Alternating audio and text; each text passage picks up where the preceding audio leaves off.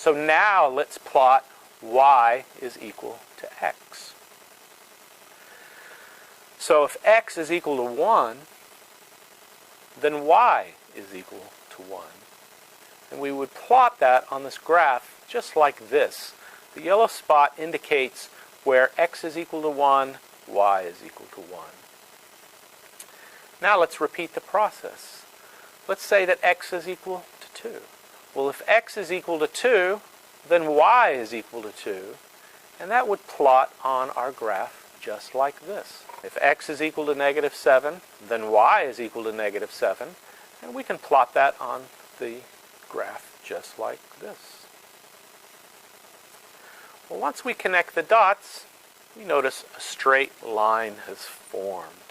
This is why we call them linear equations. And so this plot, this line, we can call that y is equal to x. So now we've plotted out y is equal to x. And that was simple enough, because if x is equal to something, then y is equal to exactly the same thing. So now let's plot 2 times x. And this will be the same thing as plotting y equals 2 times x plus 0. So here the coefficient of x is 2, and the constant is 0. So let's plot y equals 2x. If x is equal to 1, y will be equal to 2. And so we would plot that just like this.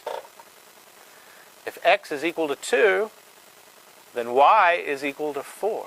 And we would plot that just like this. And we can connect the dots. So this is our plot of y equals 2x. So this is the plot of y equals 2x, which is the same thing as y equals 2x plus 0. And remember, this was the plot of y equals 1x, or y equals x. So notice the slope of these two lines is different because the coefficient of x is different. So this would be the plot of y equals 3x. If x is equal to 1, then y is equal to 3. And this is the plot of y equals 4x. And y equals 5x. And y equals 6x. Or even y equals 100x. So notice it's the coefficient of x that controls the slope of the straight line. So when we change the constant, the slope of the line will not change. The only thing that will change is the line moving up or down, which is the same thing as the line moving right and left. It's the coefficient of x that controls the slope.